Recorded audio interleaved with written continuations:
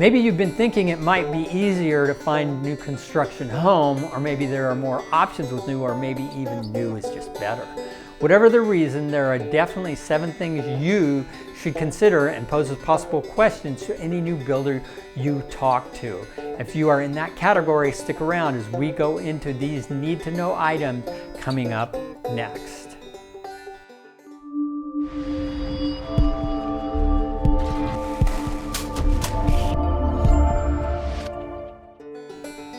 Scott Spiker here, and welcome to another episode of Cascade Living, where we cover residential real estate, including buying, selling, and investing, as well as living, working, and playing in the Pacific Northwest. If you have any questions regarding your current property value and getting top dollar in today's chaotic market, or need boots on the ground help with a relocation, or even want to talk about top investment strategies, feel free to reach out anytime. Today we are going to go over the 7 considerations and questions you should be asking any new builder you're considering working with. And now I may be a bit biased here, but one of the things you're going to want to consider right out of the blocks is finding a trusted real estate advisor, knowledgeable buyer's agent to represent you moving forward, and here is why. In today's environment, and of particular importance, is that not, and I repeat, not all builders are the same. Some have better track records than others. Reviews can be beneficial, but even better is firsthand knowledge of the local regional building scene.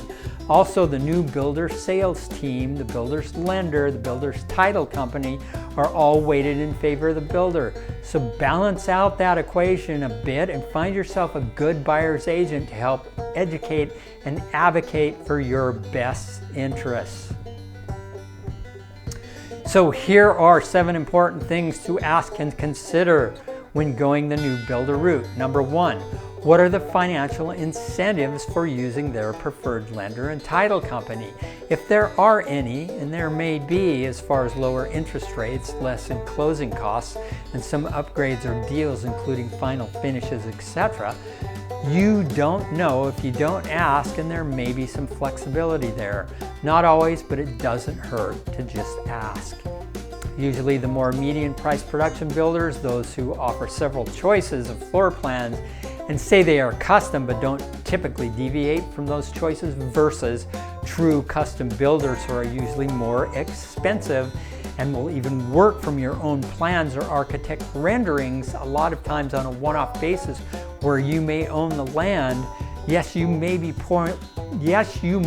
paying more for a true custom builder, but there may also be more flexibility up front.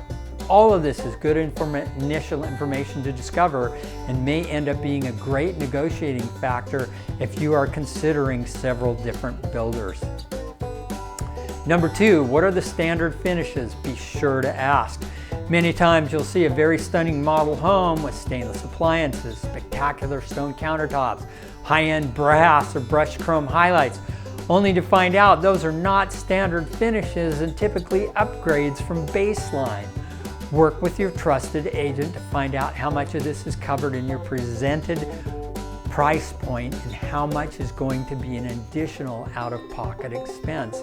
I've even seen with baseline model intro homes, typically marketed to first-time home buyers, not even include a basic garage door opener. Yes, additional. Yes, as an upgrade. Yes, as an additional fee.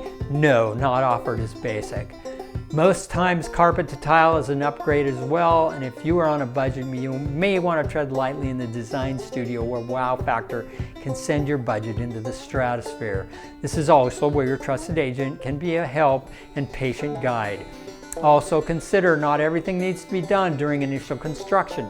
Some things may be more affordable or give you better options done after the basic construction phase, like landscaping, fencing, or exterior-interior paint changes. Number 3, another good question consideration for the builder is, what is the long-term, short-term plan for the community? Besides the lot for the model home and the surrounding designated lots, will there be additional phasing, like bigger additions with more proposed lots that aren't on the market just yet? How long are these phase is going to take place and where are you in consideration? Are tons of new lots being planned or just a few phases that aren't going to take that long? Are we talking a longer time where you may have to endure ongoing construction going all around you for a while? Especially poignant if you are one of the first-time initial buy-in clients. Consider, although early adopters do get into those new developments typically for a better price than the last lots and homes sold, the downside is you may have to deal with surrounding construction going on for a while. This could be critical information if you don't like the idea of extra dust, noise, and disruption for maybe up to several years to come as part of the long-term deal.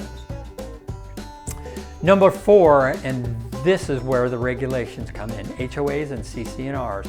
For those who hate acronyms, HOA is Homeowners Association and CC&R is Covenants, Conditions, and Restrictions. Basically, these are the rules set up by the builder that you will want to get specific documentation on, so you become familiar with the law of the land, so to speak. In particular, you'll want to know about any policies that may affect your living style. For example, what if there are restrictions on shed sizes or styles and types of fences, or anything else for that matter you may be considering. Don't get me wrong, in most cases regulations are set up to protect buyers and upkeep property values, thereby upholding the continuity of the community as a whole. So basically they're there to make sure property keeps its value. Number 5. Next to consider is what kind of warranties are you getting with your new purchase. So ask builders, what warranties are you providing? And this is basically a big plus when you take into account you're buying a new built home. Your new home purchase carries a warranty of warranties. Typically there is at least a 1-year workmanship warranty, sometimes more, which when combined with the other warranty I'll mention here in a sec is like basically having bumper to bumper coverage for your home for that warranty period. Isn't peace of mind wonderful? Results will of course vary, so make sure you find out what defines workmanship and specifically what the terms of coverage will be, as it does vary from builder to builder. The other major warranty covers structural issues and can be 10 years or more of coverage. There again, mileage will vary, and be sure to read the fine lines, ask questions about anything you're not sure about, and know specifically what's covered and what's not. Then, be sure to check and see if there are any other warranties offered by the builder and specifics therein, just in case there might be some surprise bonuses. The 6th question has to do with reputation, and the caveat here is buyer beware. And be sure to do what we in the industry call your due diligence. Once you've found a builder or two you're considering working with, do an internet search and see how past purchases were treated and the process and how that went, and seek out client testimonials. Believe it or not, there are actually builders out there with less than stellar reputations, but sometimes you have to dig a little. Ask would-be builders if there are any nearby or regional projects that they have completed or worked on in the past where you can knock on a few doors and get a few first-hand accounts of those living there. Also, if there are any occupied homes in the development you're currently contemplating buying in, seeking out those folks there for their opinion as well could be of value. What did they like about the process, and what, if anything, should you be careful of? A trusted real estate advisor can also be of great value here, and do some legwork that way if you don't have time for door knocking or aren't comfortable with introducing yourself to possible would-be neighbors. 7th and last, as best as you can, find out what's going on with the adjacent nearby landscape and ask your builder or agent what the land surrounding your area is zoned. Find out if competing builder projects are literally on the horizon. The last thing we want is your beautiful mountain view to be cluttered or blocked by upcoming outside construction you have no control over. And just because you back to green space now doesn't mean it's always going to be that way. Land zoning changes as the urban growth boundary expands, and it is a dynamic process. You could be at the edge of the current border, butted up against literally rural farming, beautiful countryside, only to find in 5 short years that you're completely surrounded by developments. I had a client where that was a major concern and they wanted to be up against a forested environment that was hopefully going to stay that way. We found this lot butted up against land that was designated wetlands where no further building was allowed. The result is a beautifully landscaped backyard and view into a gently sloping forested canyon that will never, ever change. This is where your trusted housing specialist is indispensable.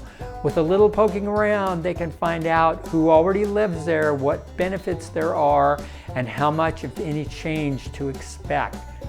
As always, if you like this content, please subscribe and tap the little bell so we can notify you whenever there's new Vancouver or Southwest content that is available. Good luck on your home finding endeavors, and I will catch you in the next episode of Cascade Living.